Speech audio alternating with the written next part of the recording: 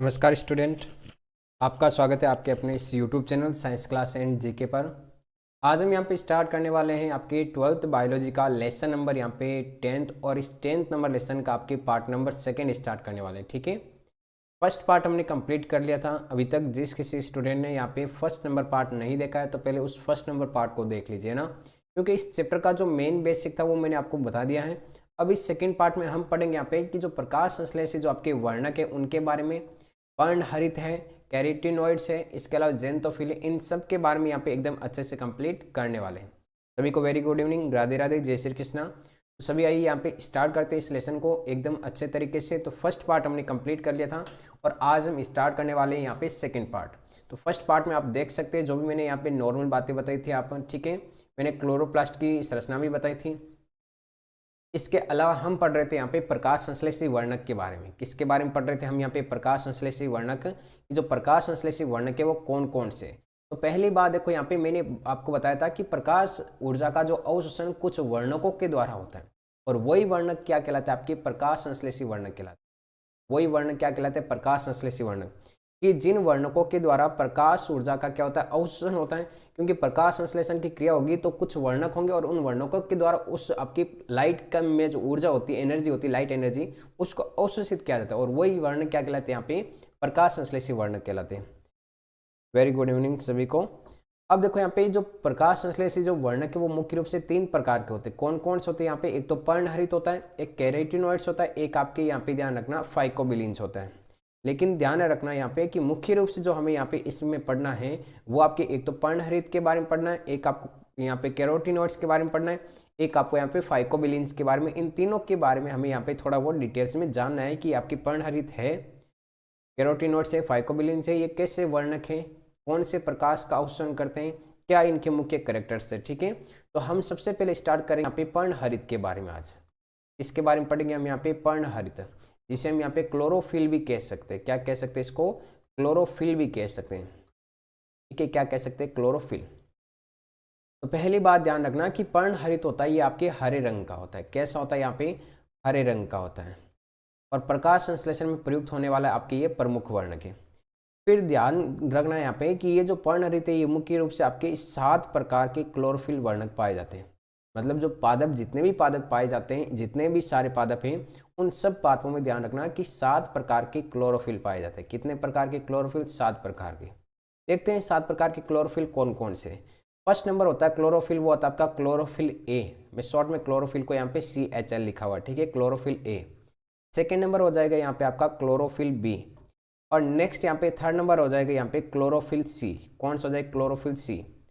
Fourth number हो जाएगा यहाँ पे आपका क्लोरोफिल डी, और 5 नंबर हो जाएगा क्लोरोफिल ई, और 6 नंबर हो जाएगा, कौन सा हो जाएगा यहाँ पे?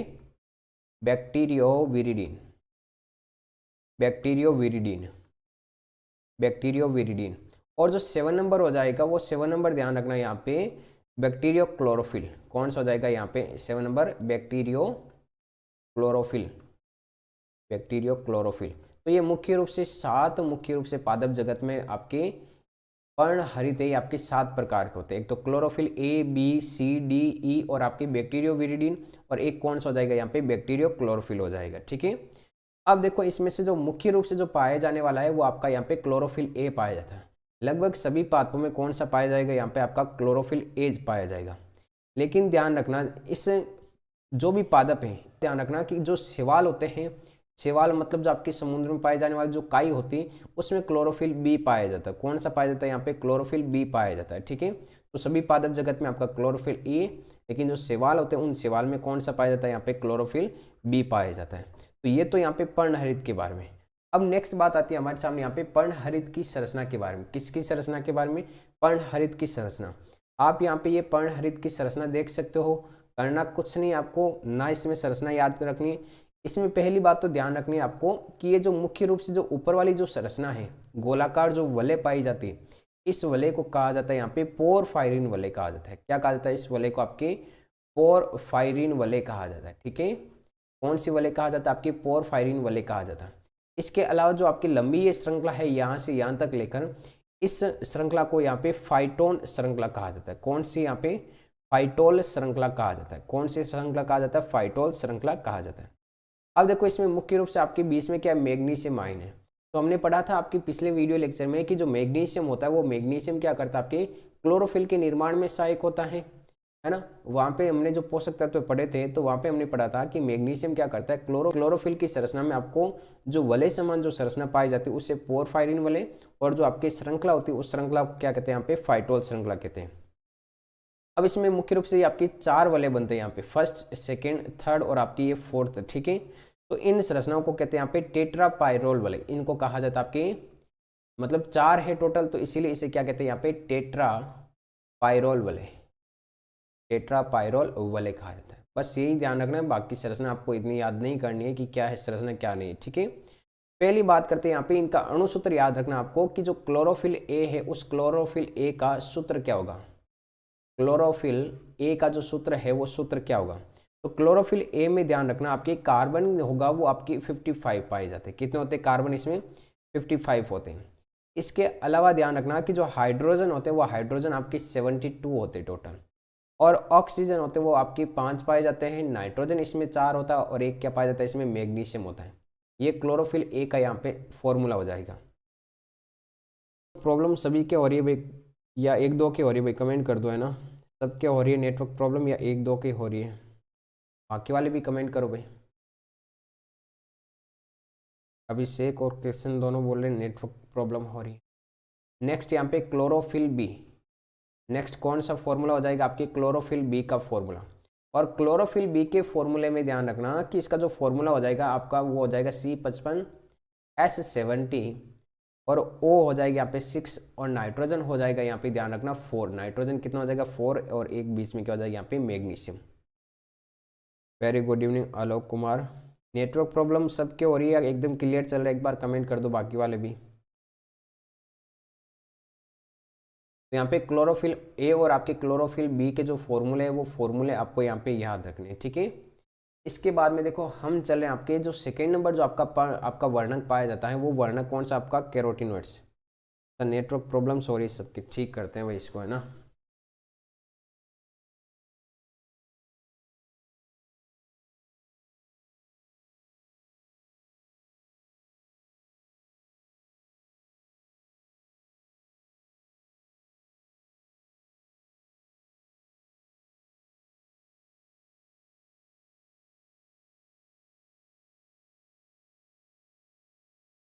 अब एकदम क्लियर आ रहा है तो एक बार कमेंट कर दो, है ना। अब एकदम परफेक्ट तरीके से क्लियर आ रहा है, अब एक तो एक बार वापस कमेंट कर दीजिए।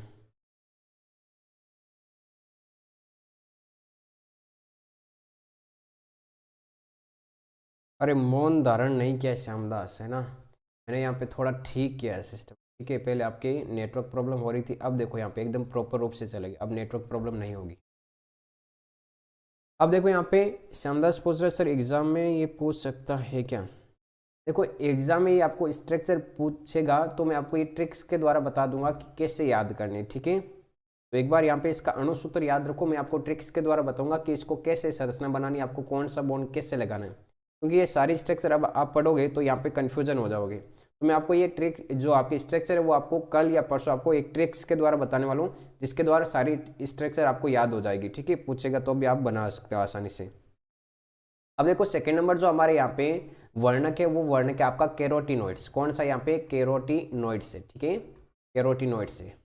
अब देखो यहाँ पे इस कैरोटीनॉइड्स के बारे में समझना है कि ये कैरोटीनॉइड्स जो वर्णक है ये पादपों में क्या होता है, आपकी क्लोरोफिल के साथ में पाया जाता है। किसमें साथ में पाया जाता है, आपके क्लोरोफिल के साथ में पाया जाता है।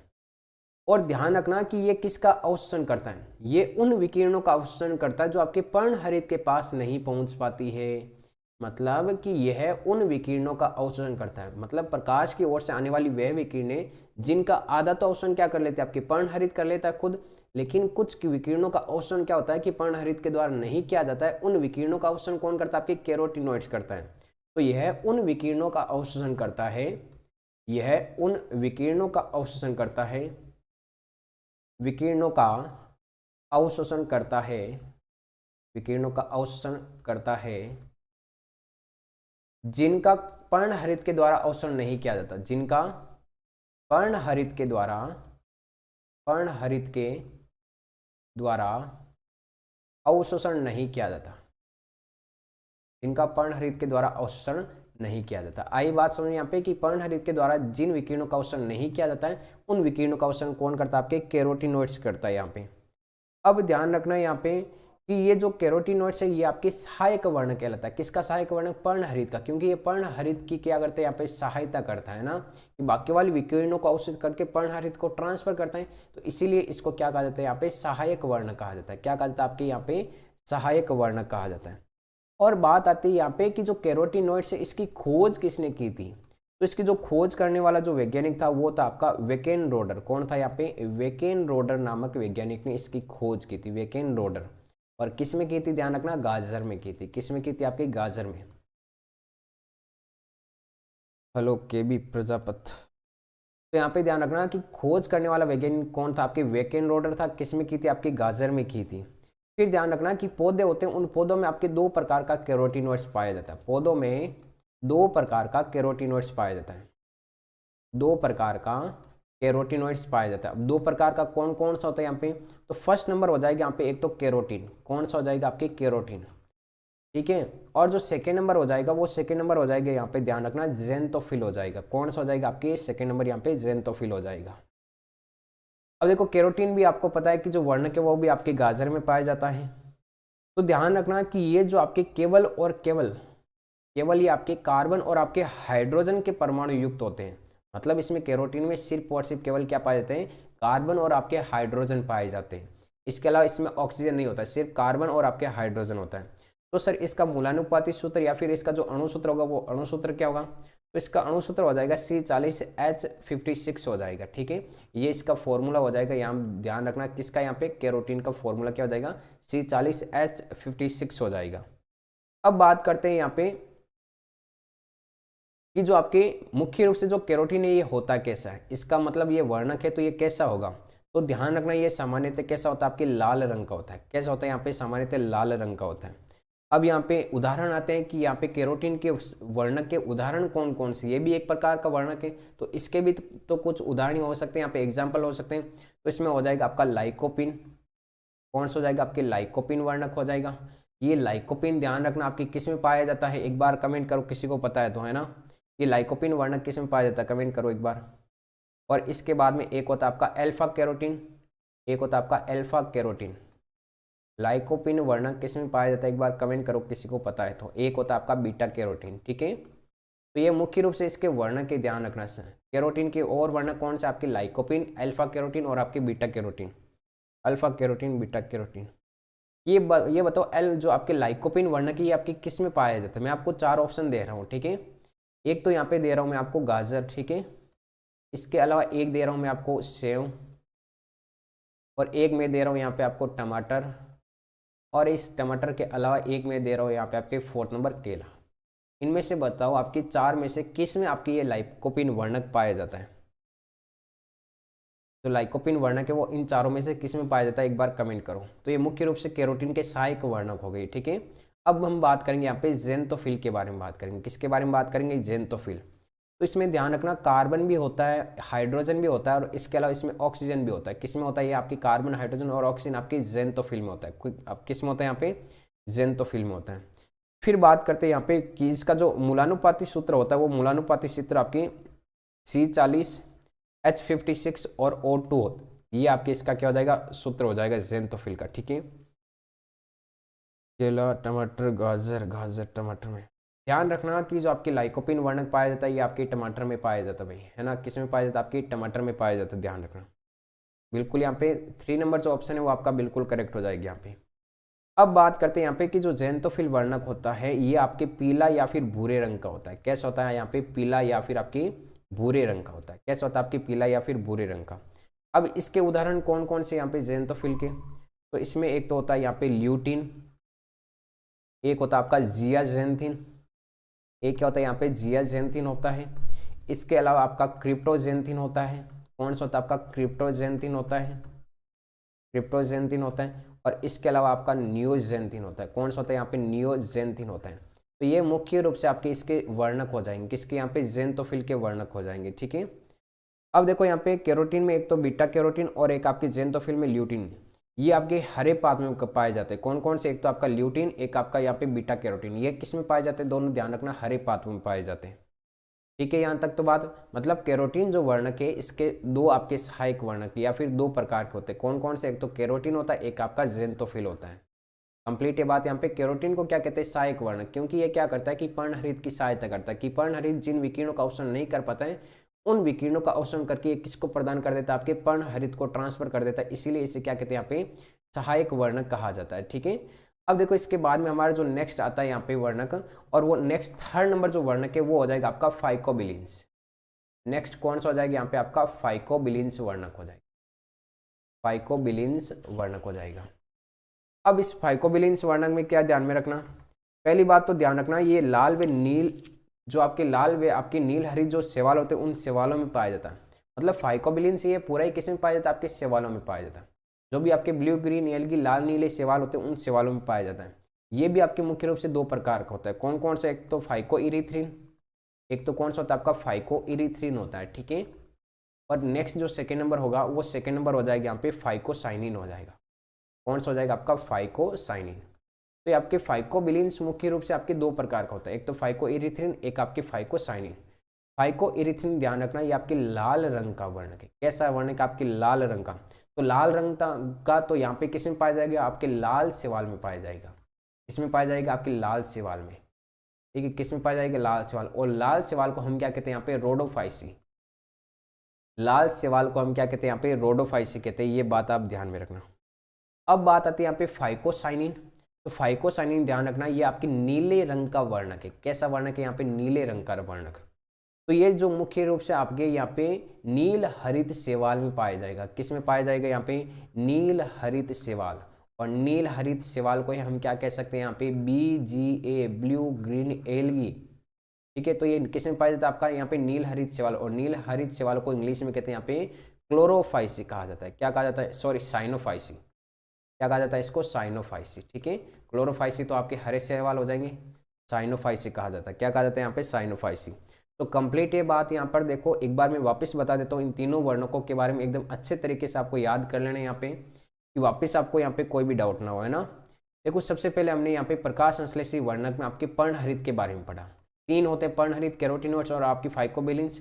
जिसमें जिससे आपके पर्णहरित होता है वो आपके हरे रंग का होता है, और इसमें आपकी 7 प्रकार के क्लोरोफिल पाए जाते हैं। पर्ण chlorophyll A, B, C, D, E और आपका बैक्टीरियोविरिन और आपके बैक्टीरियो क्लोरोफिल हो गए यहाँ पे 7 प्रकार के वर्ण। फिर हमने इसकी संरचना के बारे में भी बात कर ली यहाँ पे। अब हम बात करते हैं यहाँ पे नेक्स्ट आपके कि जो क्लोरोफिल A है, इस क्लोरोफिल A का हमने जो अणुसूत्र है वो देख लिया, क्लोरोफिल B का अणुसूत्र देख लिया है। फिर देखो यहाँ पे नेक्स्ट हम जाते हैं कि जो कैरोटिनॉइड्स होता है, इस कैरोटिनॉइड्स के कितने प्रकार होते हैं।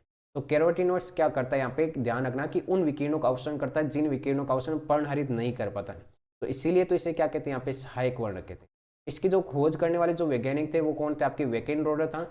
इसमें खोज की थी आपकी गाजर में की थी। ठीक है, फिर नेक्स्ट ध्यान रखना कि ये पौधों में आपके दो प्रकार का यहाँ पे कैरोटिनॉइड्स पाया जाता है। एक तो कैरोटीन वर्णक, एक आपका ज़ेंथोफिल। कैरोटीन में केवल कार्बन और हाइड्रोजन पाए जाते हैं, तो इसका फॉर्मूला C40H56 हो जाएगा। और ये आपके लाल रंग का वर्णक है कैरोटीन। ठीक है, और इसके जो अन्य सहायक वर्णक है वो आपके लाइकोपिन, अल्फा कैरोटीन और आपके बीटा कैरोटीन हो जाएंगे। फिर ध्यान रखना कि जो ज़ेंथोफिल है, ये ज़ेंथोफिल में कार्बन भी होता है, हाइड्रोजन भी होता है और ऑक्सीजन भी होता है, तीनों परमाणु होते हैं यहाँ पे। इसका फॉर्मूला हो जाएगा C40H56 और आपकी O2। तो यहाँ पे ऑक्सीजन है तो O2 जुड़ गया। ये आपके पीले व भूरे रंग का होता है। ठीक है, अब देखो इसके बाद में जो नेक्स्ट हमारे सामने यहाँ पे वो नेक्स्ट आपके यहाँ पे फाइकोबिलिन्स। कौन सा? यहाँ पे फाइकोबिलिन्स। ठीक है, तो फाइकोबिलिन्स में ध्यान रखना यहाँ पे कि मुख्य रूप से इसमें जो शैवाल होते हैं वो शैवाल आते हैं। फाइकोबिलिन्स में मुख्य रूप से कौन आते हैं? यहाँ पे शैवाल आते हैं। तो शैवाल ध्यान रखना दो प्रकार के होते हैं, लाल शैवाल और आपके नील हरित शैवाल। तो यहाँ पे फाइकोबिलिन्स दो प्रकार का होता है, एक तो फाइको इरीथ्रिन।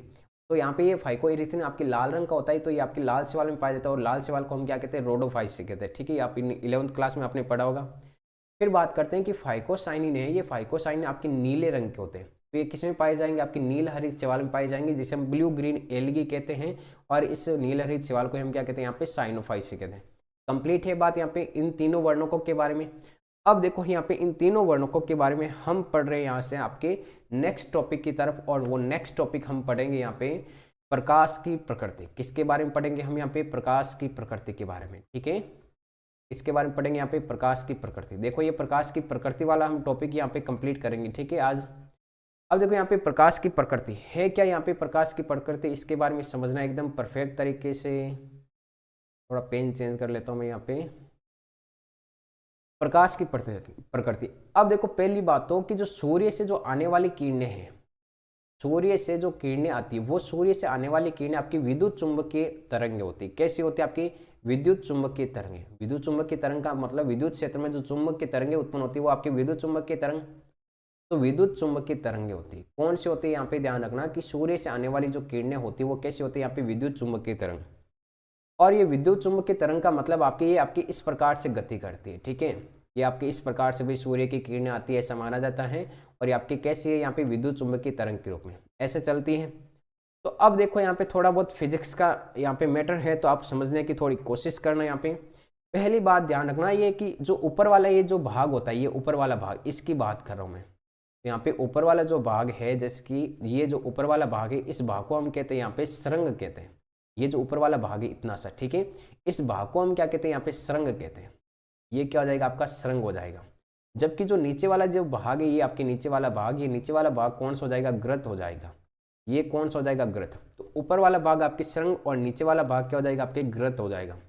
तो यहाँ पे ये सरंग, नेक्स्ट सरंग कौन सा, ये आपका ये सरंग हो गया यहाँ पे। तो दो क्रमागत ये आपके सरंग हो गई, ये कंटिन्यू आपके सरंग हो गई यहाँ पे। तो इन सरंगों के बीच की दूरी, ये जो बीच की दूरी है, इस बीच की दूरी को हम कहते हैं यहाँ पे तरंग दैर्ध्य कहते हैं। इस बीच की दूरी को क्या कहते हैं तरंग दैर्ध्य। और इस तरंग दैर्ध्य को किससे दर्शाते हैं हम यहाँ पे लैम्डा से प्रदर्शित करते हैं, ठीक है। किससे प्रदर्शित करते हैं हम यहाँ पे लैम्डा से प्रदर्शित करते हैं। तो पहली बात समझना है यहाँ पे कि जो सूर्य की किरणें होती है वो विद्युत चुंबकीय तरंगें होती हैं, और इन विद्युत चुंबकीय तरंगों में जो गति में क्रमागत आपके दो सुरंगों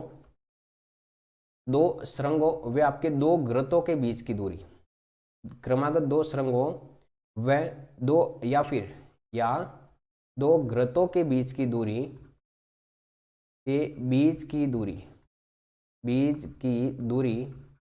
तरंग दैर्ध्य कहलाती है। क्या कहलाती है यहाँ पे तरंग दैर्ध्य कहलाती है, ठीक है। और इस तरंग दैर्ध्य को हम यहाँ पे लैम्डा से प्रदर्शित करते हैं। किससे प्रदर्शित करते हैं यहाँ पे लैम्डा से प्रदर्शित करते हैं। तो इसकी डेफिनेशन तो आपको समझ में आ गई होगी। तो ये यहाँ पे देखो ये ग्रत आपके फर्स्ट नंबर यहाँ पे ग्रत और सेकंड नंबर ये आपका ग्रत यहाँ पे। तो ये भी दूरी क्या हो जाएगी यहाँ पे वेवलेंथ मतलब तरंग दैर्ध्य कहलाएगी। ये भी क्या कहलाएगी यहाँ पे तरंग दैर्ध्य कहलाएगी, ठीक है। कंप्लीट ये बात यहाँ पे तरंग दैर्ध्य की परिभाषा के बारे में।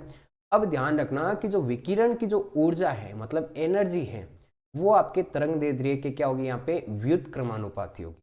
मतलब विकिरण की ऊर्जा है वो आपके तरंग दैर्ध्य के व्युत क्रमानुपाती होगी। इसका मतलब क्या है सर यहाँ पे कि ध्यान रखना कि जो आपके सरंग के बीच की दूरी अगर यहाँ पे ज्यादा हो जाए तो ये आपकी तरंग दैर्ध्य ज्यादा हो जाए तो इसकी एनर्जी क्या होगी कम। या फिर हम बात करें यहाँ पे जैसे कि मैं डायग्राम बना के आपको बताऊं, ये जैसे कि हमारे पास में ये इस प्रकार का एक डायग्राम बना हुआ है, ये मैंने आपको ऐसा डायग्राम बनाया। अभी देखो इसके बीच की सरंग के बीच की दूरी यहाँ पे इतनी सी है, और एक मैं दूसरा डायग्राम बनाता हूँ यहाँ पे, ये इसके बीच की दूरी देखो यहाँ पे सरंग के बीच की ये दूरी ज्यादा है और ये दूरी क्या है यहाँ पे कम, ये आपके कम और ये दूरी क्या है यहाँ पे ज्यादा। तो कम दूरी है यहाँ पे लैम्डा की दूरी, दो सरंगों के बीच की दूरी कम है तो इसका मतलब एनर्जी क्या होगी आपकी ज्यादा। और अगर दूरी ध्यान रखना ज्यादा है, लैम्डा का मान ज्यादा है तो एनर्जी क्या होगी कम होगी। तो ध्यान रखना कि जो विकिरण की जो ऊर्जा है वो आपके लैम्डा के व्युत क्रमानुपाती होती है। अच्छा 11th में ये केमिस्ट्री और फिजिक्स दोनों में था, ठीक है। तो ये बातें आपको समझ में आ गई कि जो एनर्जी होगी वो आपके लैम्डा की क्या होगी यहाँ पे व्युत क्रमानुपाती होगी, ठीक है। अब देखो नेक्स्ट बात ध्यान में रखना यहाँ पे कि जो विद्युत चुंबकीय जो तरंगें होती है, इन विद्युत चुंबकीय तरंगों में जो दृश्यमान भाग होता है मतलब जो हमें दिखाई देता है, ठीक है। विद्युत चुंबकीय तरंगों में जो हमें दृश्यमान भाग होता है या फिर जो किरणें हमें दिखाई देती है उस दृश्यमान भाग को हम प्रकाश कहते हैं। दृश्यमान भाग को क्या कहते हैं हम यहाँ पे प्रकाश या फिर दृश्यमान वर्ण क्रम कहते हैं। क्या कहते हैं यहाँ पे दृश्यमान वर्ण क्रम कहा जाता है। ये क्या बात हुई सर यहाँ पे कि सूर्य से आने वाला जो प्रकाश है हमें जो भाग दिखाई देता है, ध्यान रखना जो भाग हम आंखों के द्वारा देख सकते हैं उसको हम क्या कहते हैं प्रकाश, या फिर उसे क्या कहते हैं हम यहाँ पे दृश्यमान वर्ण क्रम कहते हैं। वर्ण क्रम का मतलब स्पेक्ट्रम, ठीक है। तो इसे हम क्या कहते हैं यहाँ पे दृश्यमान वर्ण क्रम कहते हैं। कंप्लीट है बात यहाँ पे। अब देखो यहाँ पे कि जो वर्ण क्रम जो दृश्यमान वर्ण क्रम है इसमें कुछ यहाँ पे इस प्रकार से आपके डायग्राम आपके दर्शाया गया, ये मैं पूरा एकदम अच्छे से डायग्राम बताने वाला हूँ आपको, ठीक है। ये आप ध्यान रखना है, यहाँ पे ये आपका गामा रेज हो जाएगी, ये आपके एक्सरे रेज, ये आपके अल्ट्रावायलेट, और ये यहाँ पे बीच में जो इतना सा भाग है ये भाग हो जाएगा आपका विजिबल लाइट। विजिबल लाइट का मतलब दृश्यमान प्रकाश, दृश्यमान स्पेक्ट्रम ऐसा भी कह सकते हैं इसको, ठीक है। क्या कह सकते हैं यहाँ पे, दृश्यमान स्पेक्ट्रम।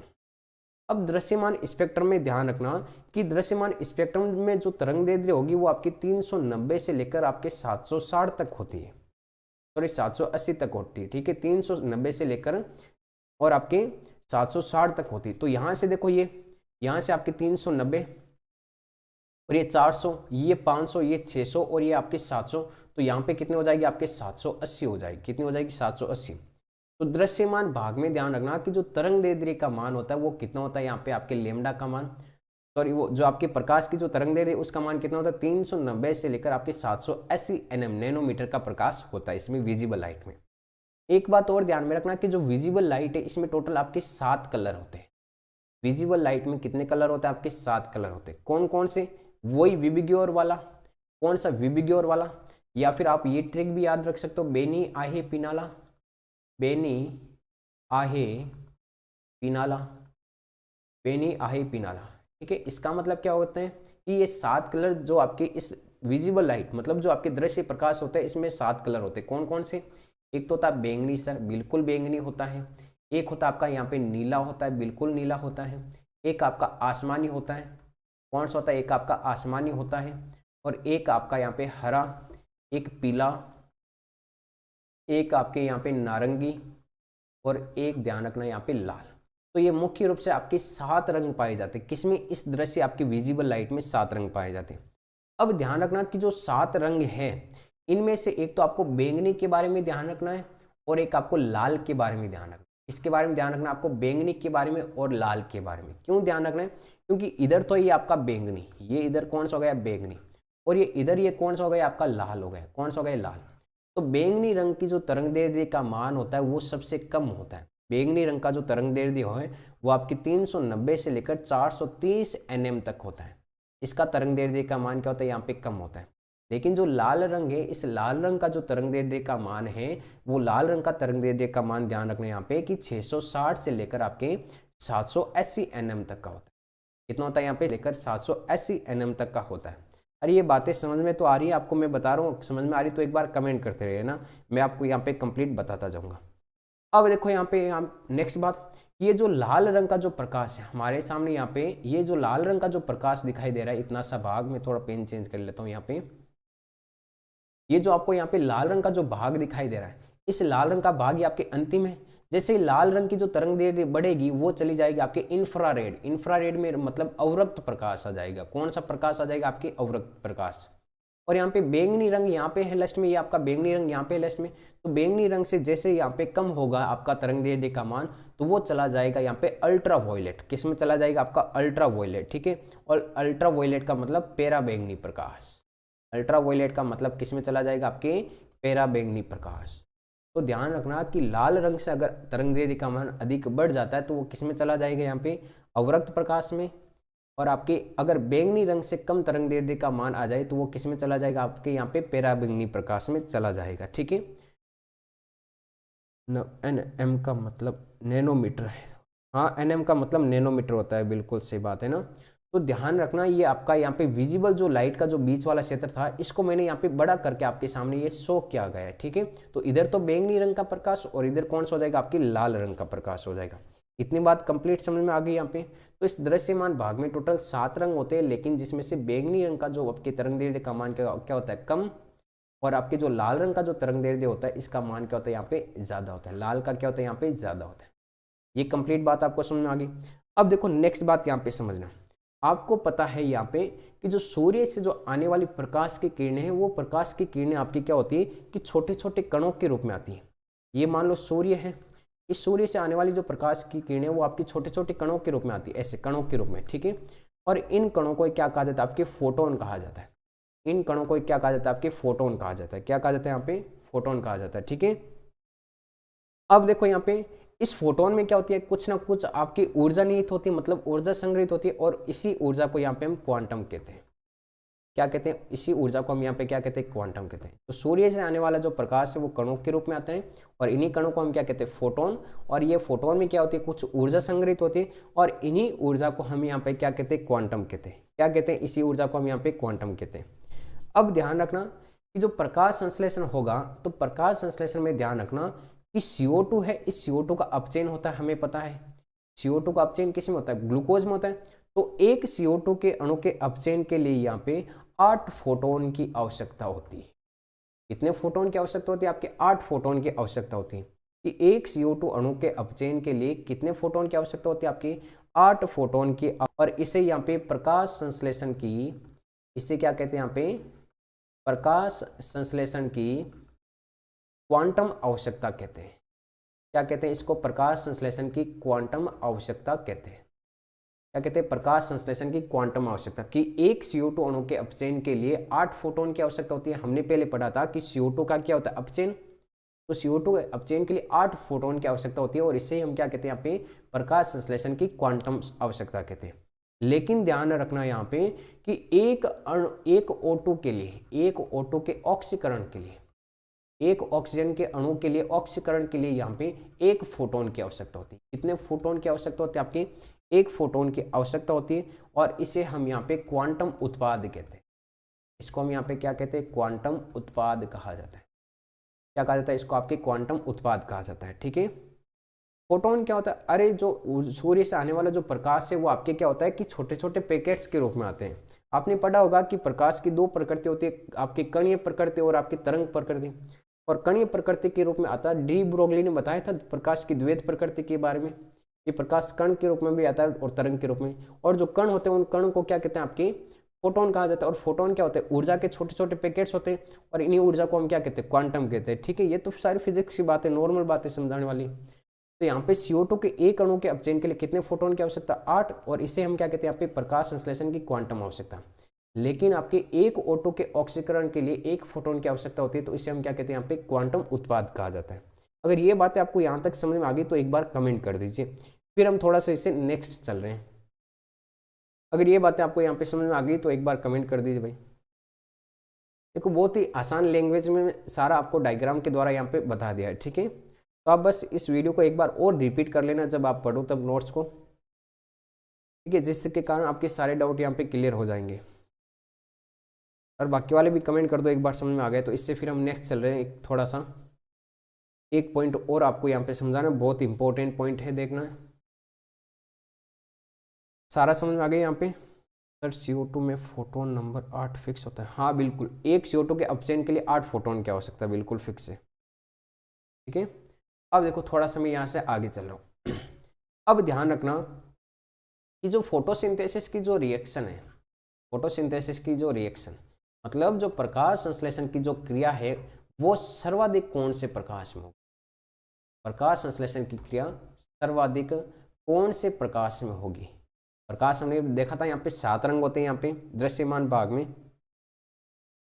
ठीक है, दृश्यमान भाग में आपके प्रकाश होता है, वो ध्यान रखना 7 रंग होते हैं उसमें।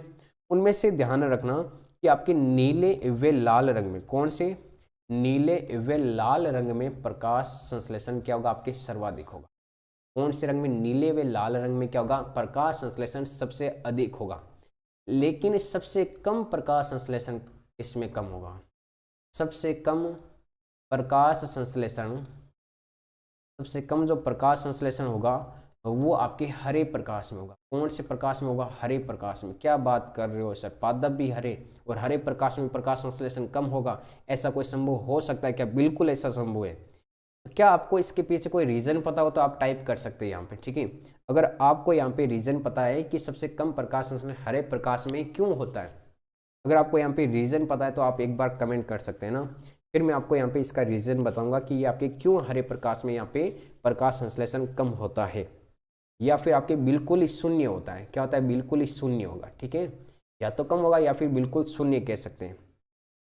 तो ऐसा क्या कारण है यहाँ पे, एक बार कमेंट करें ना। आपको पता है तो, पता है किसी को या नहीं, एक बार कमेंट करो भाई। पता है तो यहाँ पे कमेंट करो उसका आंसर है ना, कि क्या कारण है कि जो प्रकाश संश्लेषण है वो आपके हरे प्रकाश में कम या फिर बिल्कुल भी नहीं होगा।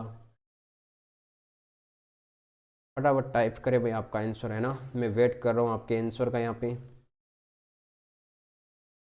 तो यहाँ पे ध्यान रखना कि प्रकाश संश्लेषण सबसे अधिक कौन से प्रकाश में होगा, आपके नीले व लाल प्रकाश में सबसे अधिक प्रकाश संश्लेषण की क्रिया होगी। नहीं पता, बाकी वालों को किसी को पता है तो भाई बता सकते हैं यहाँ पे, है ना, बाकी वालों को पता है तो बता सकते हैं, बिल्कुल कमेंट कर सकते हैं यहाँ पे,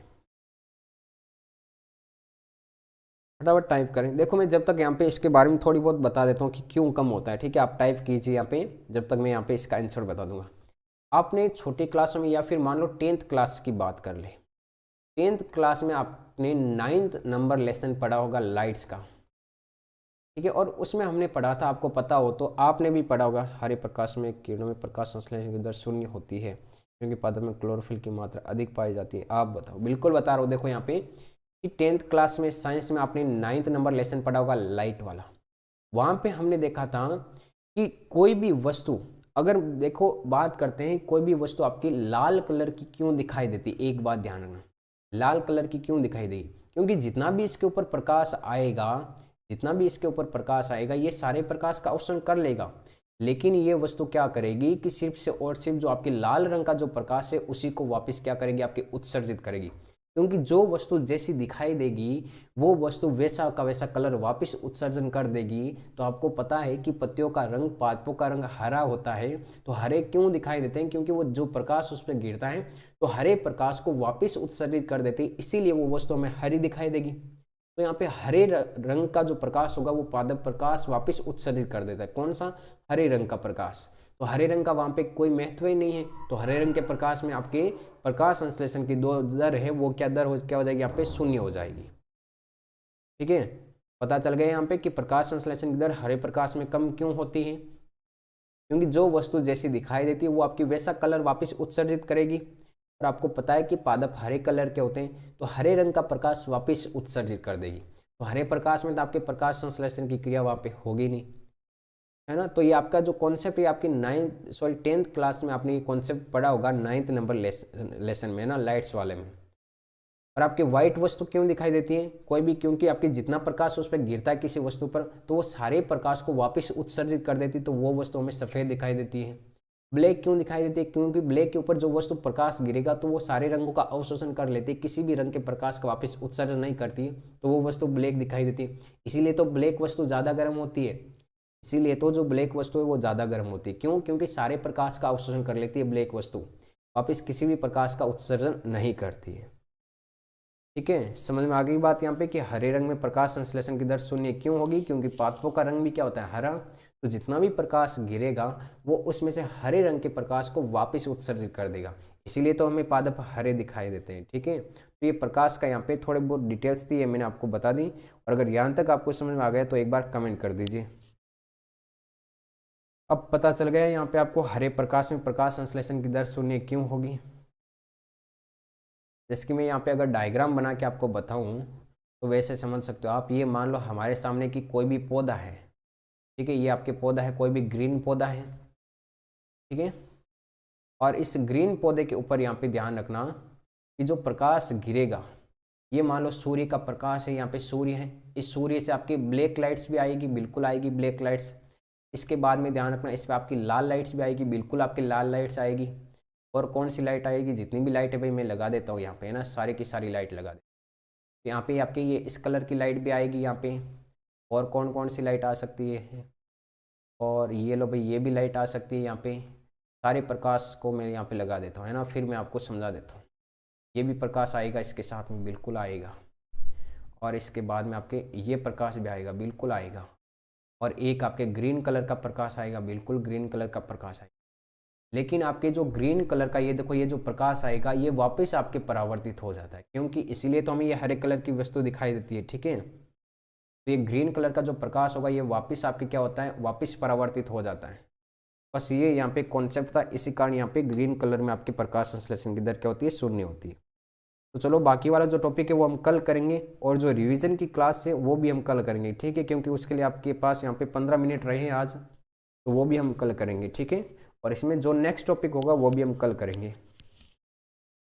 तो कंटिन्यू जो क्लास रहेगी वो हमारे 7 बजे की रहेगी भाई, सभी ध्यान रखना, ठीक है। जो क्लास स्टार्ट होती है वो आपकी 7 बजे क्लास स्टार्ट हो जाती है। थैंक यू हुक्मारा। रिवीजन की क्लास है वो हम कल करेंगे, ठीक है। कंटिन्यू प्रोटोजोआ जनी जो रोग है आपकी वो हम कल करेंगे। आज टाइम नहीं बचा, 15 मिनट का टाइम है सिर्फ।